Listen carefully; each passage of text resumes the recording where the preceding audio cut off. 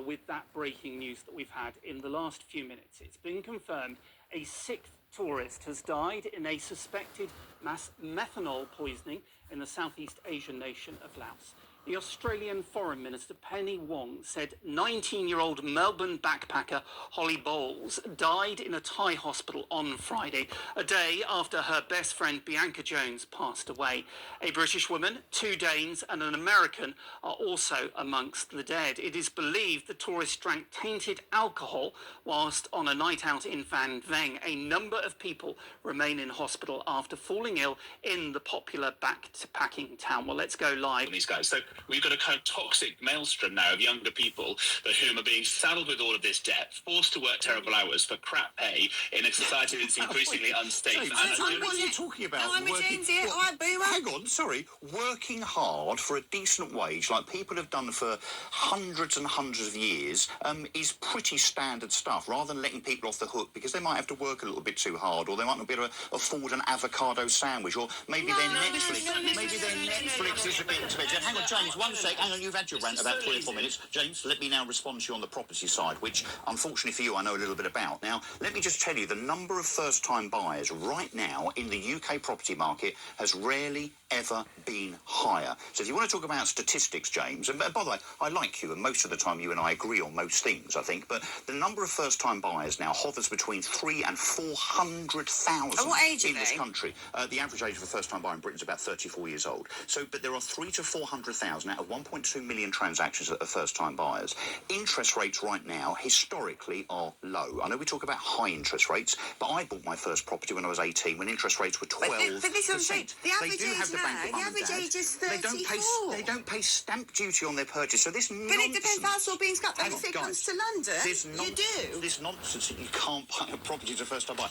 A, is defied by the actual data, the actual statistics, but also the fact that you're not paying stamp duty to first time buyer, the fact that so much money does get put into the system by the Bank of Mum and Dad, and so on. Well, and wage growth is up. When it comes to interest rates are Londoners, it's you would have to pay stamp duty because the cap is under 500,000. But we always have. And also, quite frankly, look, I'm 41. I can't get a house. Blimmin' impossible to get a mortgage. I know, because I'd love to be able to do that. And what I'm not going to do is go and live in Zone 6 with a load of people who are going to try and burgle and rape me every 5 seconds. James, thank you. A very strange story. A story that I think 2 years ago I'd have been far too frightened to go near. I don't know what happened, and I want you to tell me what you think happened. We refer to the discovery today, or the report yesterday, that the family of Captain Tom, still described in The Sun today as an NHS fundraising hero, trousered or pocketed, depending on your tabloid favourites, £1.5 million from a book deal, and gave none of it to charity.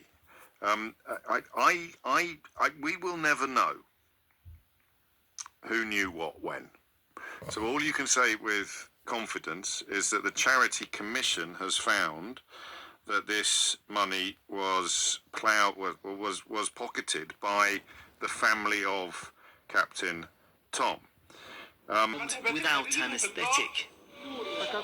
Entire families killed. Israel's war in Gaza has been filled with horrors that are hard to fathom. Israel accused of deliberately blocking aid, even as a humanitarian crisis deepens. Today, it led to arrest warrants for Israeli Prime Minister Benjamin Netanyahu, as well as former Defense Minister Yoav Gallant. Out from the United States, and Matt Gaetz says he is withdrawing his nomination to be Attorney General in the new Donald Trump administration. He'd come under a huge amount of scrutiny, and he has put a statement out on X, on Twitter, of course, as it was, saying, "I had excellent meetings with senators yesterday. I appreciate their thoughtful feedback and the incredible support of so many. While the momentum was strong," says Matt Gaetz, "it is clear that my confirmation was unfairly becoming a distraction to the critical work of the Trump-Vance transition." It's investigating the murder of a woman found dead in a car boot have released fresh CCTV in the hunt for her husband, who they suspect of killing her. Harshita Brella's body was found on Thursday in the boot of a silver Vauxhall in Ilford, East London, nearly 100 miles away from her home in Northamptonshire. The woman was just 24 years old and hadn't even lived in the UK a year. Officers believe her husband, Pankaj Lamba, who is 23 years old, is responsible for killing her and has since fled Britain. Landed a punch straight on his jaw. The man then wrestled the Deputy Prime Minister onto his back and held him down over a small wall as police and Labour Party officials tried to release him. No, it isn't yes or no. Listen, when It I is asked yes you or no. whether in phone tapping, when I asked you a straight question, were you involved in phone tapping in an interview we were doing, you say, oh, my job is to ask the question. No, you're involved in the process like everybody else. It's not a straight yes or no. Hello. Congratulations. Cheers, John. Nice to see you. I just ask him to point out what this government's done in its period of office compared to what they did in theirs. You gave us boom and bust and we gave an economy of economic growth. You put 3 million, he, Mr. Speaker. I'll do it again. He gave the country boom and bust, and we delivered sustained economic growth that we haven't seen for decades. He put 3 million on the dole. We put 2.5 million people back to work. And he, the most scandalous statement of all, doubled the number of pensioners in poverty, and we lifted 1 million out of poverty. I'll swap mistakes with him and record, and you'll hear more and more of it, whether I'm Deputy Prime Minister or not. Though, can I say, I'm the longest serving Deputy Prime Minister. I've seen off 5 of the Tory Mayor's books, 4 of the Liberal ones, and I'm still here. Good God.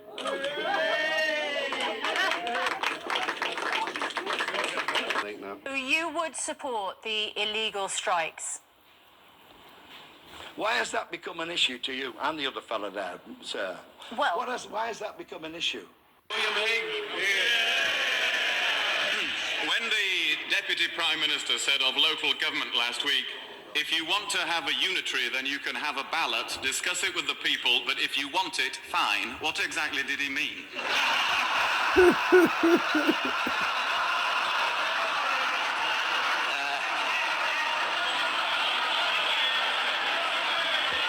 I think it's very, very clear, and I'm just surprised the Right Honourable General can't follow it.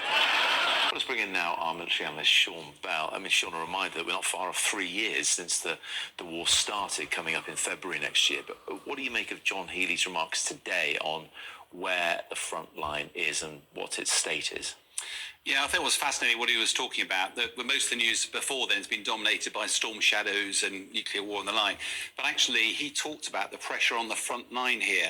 And I think what that dovetails quite with a lot of the information I'm hearing at the moment. There's almost a perfect storm that's happened where Ukraine decided to mount this audacious incursion into Russia itself in the Kursk region, which might have eased tension, but in fact what it's done is split its limited resources, and ever since then Russia's been on the front foot. And the danger is now that certainly some of the intelligence is suggesting that it's not just equipment that Ukraine needs, it's desperately running short of manpower.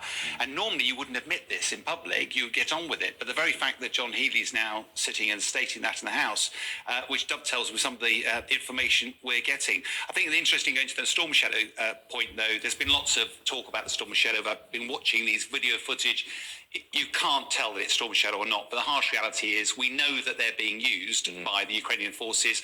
Specifically, they're being used around that Kursk region, and I suspect that it's not only is the ATACMS, it's also the Storm Shadows, and it's that anti-personnel mines. It's all an effort to try and ease the pressure on what is apparently a very, very under pressure Ukrainian front line at the moment. Continental ballistic missiles to target Dnipro, which I think it's not actually there. Yes, on the map there. Yeah. The US disputes that. Either way, what are these things? Yeah, the trouble is with the name. It's Continental Ballistic Missile. It sounds big, it sounds intimidating, and generally they'd be used for delivering nuclear weapons. So there's an intimation that they're not at all. What they're actually is a delivery mechanism for an explosive charge. Any missile is. We're seeing some black and white footage from Dnipro of apparently the rocket going in. Most delivery systems, if it's a short distance, they fly through the air. The trouble is it's air's thick. You can't go very fast. Therefore, it's more likely to be shot down. If it's more than 100 200 miles, you go ballistic, you go into space, the drag reduces, you can go a lot faster, hypersonics before you come down. It's exactly the same, you just spend longer in space. United Kingdom. Some of them families who farmed their land for centuries, elderly men in tears, children worried about their parents, all of them worried that their way of life is about to be destroyed. What would the Right Honourable Lady like to say to them? Well, first of all, Mr. Speaker, we are absolutely committed to our British farmers, and that this decision should be thrown in the trash can along with Rachel from Accounts' CV.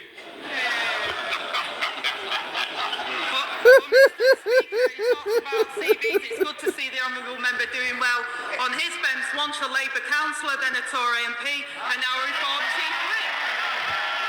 Every time he switches party, he gets a promotion.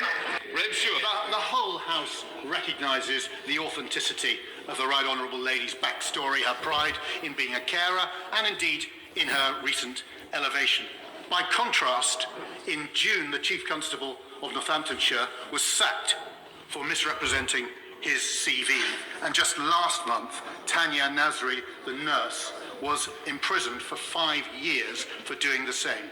Does the Right Honourable Lady agree with me that such serious consequences are right and just in such cases? Well, Mr. Speaker, what I would say to the honourable gentleman, I know where he's trying to go with this.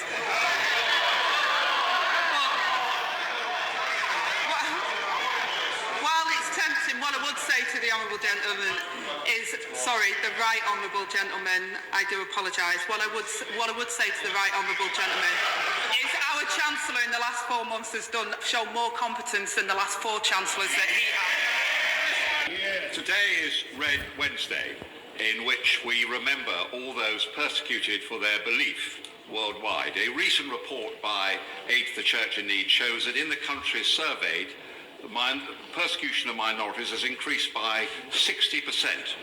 In the light of this, will the government commit to reappointing the Prime Minister's Special Envoy for Freedom of Religion and Belief, a post that has remained vacant since July, and do that as soon as possible, hopefully by Christmas, so that we in the United Kingdom can play our part in defending religious and belief minorities worldwide. The honourable gentleman for his question. We are committed to champion human rights, including the right to freedom of religion or belief. I join the Right Honourable Member in marking Red Wednesday, an important moment to show support for all those persecuted around the world for their religion or belief. And today we will light up the FCDO buildings in the UK in red in support of that, Mr. Speaker. Envoy roles are under consideration, will be decided upon in due course. Thank you.